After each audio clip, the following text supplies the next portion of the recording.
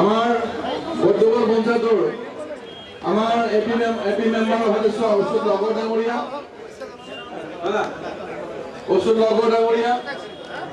লগতে আমাৰ দিনেশ কলে ডাঙৰীয়া ৰঙিয়া জিলাৰ কলিতা আলপাইন জনগোষ্ঠী সমিতিৰ তৰফৰ পৰা সমূহ অসমবাসীলৈ ৰঙালী বিহুৰ শুভেচ্ছাৰ লগতে ওলগ জনালোঁ।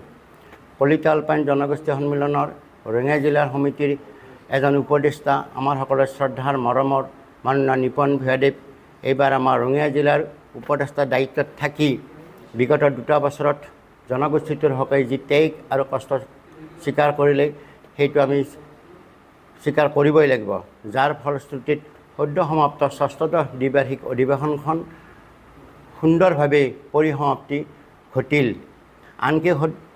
আনকি তেখেতৰ নেতৃত্বত আমাৰ সমাজখনৰ সহায় কৰি ৰঙিয়াবাসীৰ সন্মান বৃদ্ধি কৰাত তেখেতৰ যথেষ্ট অৰিহণা আছে। কলিতা জনগোষ্ঠীটোৰ সমস্যাৰ কথা মৰ্মে মৰ্মে উপলব্ধি কৰা শ্ৰদ্ধা নিপন ভূঞা এইবাৰ আহি থকা পঞ্চায়ত নিৰ্বাচনত পাণ্ডুৰী মৌজাৰ জিলা পৰিষদৰ প্ৰাৰ্থী হিচাপে মনোনীত হোৱাত আমি গৌৰৱ বোধ কৰিছোঁ আৰু গোটেই সমাজখনে উৎসাহিত হৈছোঁ।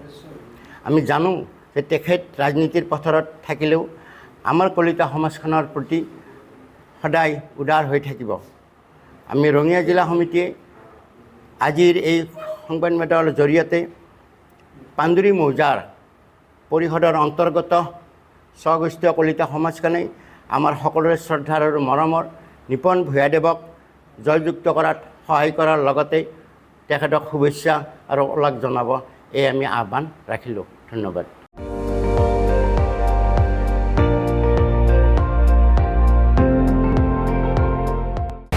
আপুনি চাই আছে ND24, সৰ্বশ্ৰেষ্ঠ নহয় সৰ্বোত্তমৰ দৌৰ।